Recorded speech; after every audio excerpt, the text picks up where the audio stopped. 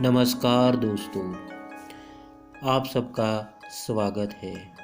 आज की कहानी में साधु का डर पर काबू। एक समय की बात है, कुछ ऋषियों ने समाज में फैली रोग दुख आदि को दूर करने के लिए तपस्या करके भगवान को प्रसन्न करने की सोची। उन्होंने आपस में विचार किया कि भगवान के प्रसन्न होने पर हम उनसे थोड़ा सा अमृत मांग लेंगे, जिससे हम समाज कल्याण का कार्य कर सकें। ऋषियों ने वन में जाकर घोर तपस्या आरंभ कर दी। धूप, वर्षा, सर्दी, किसी भी मौसम में उन्होंने हार नहीं मानी और अपनी तपस्या करते रहे। एक बार वर्षा ऋतु में इतनी वर्षा हुई कि वह गले तक पानी में डूबे हुए थे। फिर भी उन्होंने अपनी चिंता न करते हुए तपस्या में लीन रहे। वर्षा ऋतु के बाद सर्दियों का मौसम आया। इतनी कड़ाके की सर्दी के चारों तरफ बर्फ ही बर्फ।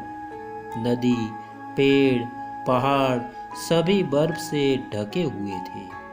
ऋषि भी बर्फ से ढके थे, लेकिन उन्होंने अपनी तपस्या नहीं छोड़ी और वह तपस्या करते रहे। गर्मियों में भी उन्होंने अपनी तपस्या करनी नहीं छोड़ी। कई वर्षों की कठिन तपस्या के बाद भगवान प्रसन्न हुए और एक आकाशवाणी हुई, ऋषि, अगर मैं आपकी तपस्या से बहुत प्रसन्न हूँ, कहिए क्या मांगना चाहते हो। ऋषियों ने कहा, हमें अमृत का प्याला चाहिए।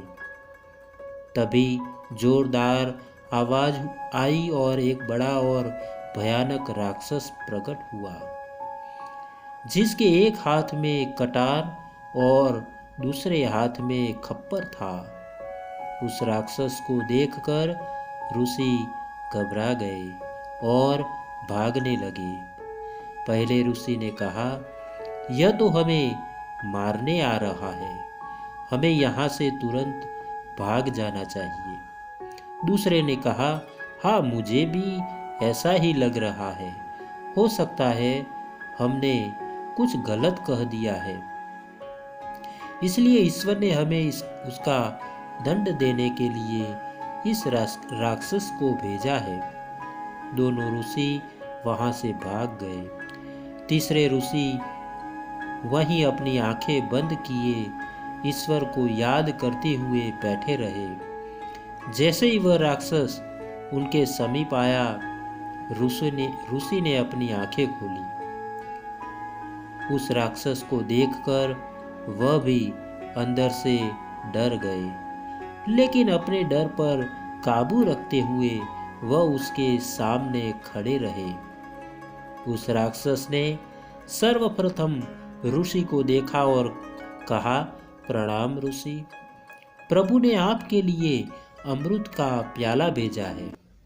अपने हाथ में पकड़े हुए खप्पर को उस राक्षस ने ऋषि को दे दिया।